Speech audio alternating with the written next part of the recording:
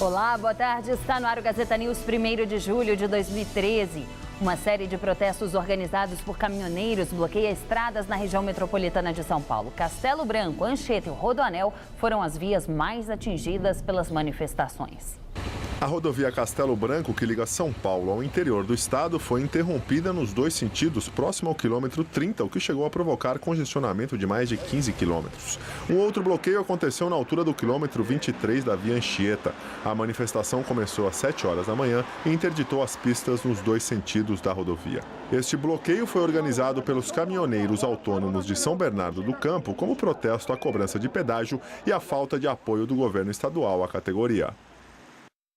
E após a série de protestos que tomaram conta de São Paulo, a aprovação do governador Geraldo Alckmin caiu 14 pontos percentuais em 3 semanas, segundo o Instituto Datafolha.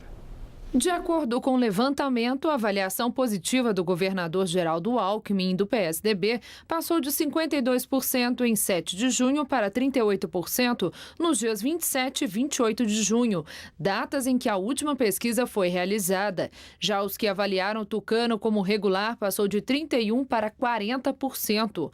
O número de entrevistados que consideram o governo ruim ou péssimo subiu de 15% para 20%. O Datafolha entrevistou 1.723 pessoas em 44 cidades do estado. A margem de erro é de 2 pontos para mais ou para menos. O governador de São Paulo, Geraldo Alckmin, relacionou a queda em seu índice de aprovação à insatisfação da população com toda a classe política brasileira.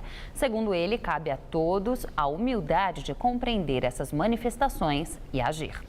E o prefeito de São Paulo, Fernando Haddad, também sofreu o impacto dos protestos em sua avaliação. Segundo o Instituto Datafolha, o número de entrevistados que consideram o prefeito ótimo ou bom caiu de 34% para 18% em 3 semanas.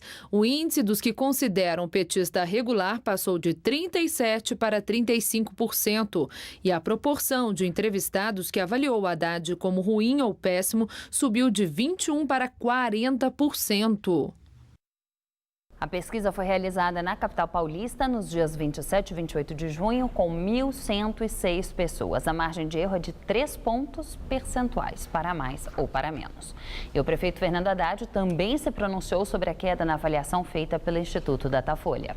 Ficou todo mundo mais ou menos numa situação semelhante, né? Eu acho que nós temos que responder às ruas com trabalho, antecipando o cronograma, com mais investimento. Temos que responder com mais governo, com mais diligência, com mais presteza, atendendo a população, na melhoria dos serviços públicos.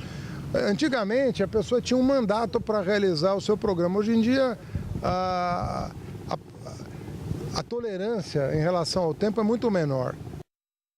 E após a Marginal Tietê, hoje foi a vez da Marginal Pinheiros ganhar uma faixa exclusiva para os ônibus. A faixa exclusiva do ônibus funciona de segunda a sexta-feira, das 6 às 9 da manhã e das 5 da tarde às 8 da noite, nos dois sentidos da Marginal Pinheiros. No sentido Interlagos, ela tem 3,6 quilômetros e começa na altura da rua Professor Leme da Fonseca e vai até a Avenida Interlagos. No sentido contrário, para Castelo Branco, ela é um pouco maior, tem 4,2 quilômetros e vai da Avenida Interlagos até a altura da Avenida Mário Lopes Leão. Com a medida, a Prefeitura espera aumentar a velocidade dos ônibus, que hoje é de 14 km por hora e deve passar para 25 km por hora. Por enquanto, os motoristas de carro que desrespeitarem a faixa não serão multados, mas já é bom ir se acostumando com a ideia. Divulgada a imagem do suspeito de ser o autor do disparo que matou um menino boliviano de 5 anos durante um assalto em São Mateus, na zona leste de São Paulo. Segundo a polícia, 5 pessoas fazem parte da quadrilha que praticou o roubo. Entre sábado e domingo, 2 jovens foram detidos e um adolescente apreendido por participar da ação. Agora a polícia procura o atirador e outro suspeito do crime. O rapaz de 20 anos, que seria o responsável pelo disparo, foi identificado como Diego Rocha Freitas Campos. Segundo a polícia, ele foi condenado por roubo e estava foragido desde maio, quando recebeu um indulto do Dia das Mães. Ele e os outros 4 jovens invadiram a casa onde moravam cerca de 10 bolivianos em São Mateus na madrugada da última sexta-feira. O grupo exigiu dinheiro e os bolivianos chegaram a entregar R$ 4.500. Mas os assaltantes queriam mais. Irritados com a quantia entregue e com o choro de Brian Yanarico Capcha, que assustado implorava pela sua vida e a da mãe, um dos bandidos atirou na cabeça da criança. O garoto ainda chegou a ser socorrido, mas não resistiu. O corpo foi velado neste fim de semana e será enterrado na Bolívia. Os pais de Brian estavam há 6 meses no Brasil e trabalhavam em uma oficina de costura, mas agora pretendem voltar para o país de origem.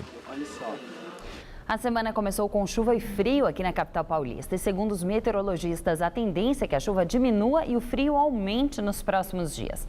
Vamos ver agora como fica o tempo em todo o estado de São Paulo com Luciana Magalhães.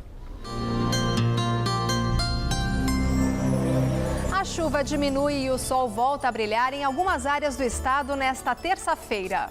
No centro-oeste, sol entre nuvens com temperaturas amenas, máxima de 24 graus em Presidente Bernardes. No centro-norte, a previsão é a mesma, com máxima de 25 graus em Franca.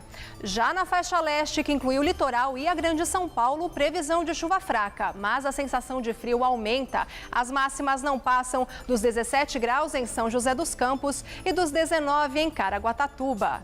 Amanhã aqui na capital, dia úmido e gelado com máxima de 17 graus. E tanto na quarta quanto na quinta-feira, o sol volta a brilhar, a chuva para, mas as máximas não passam dos 21 e 22 graus, respectivamente.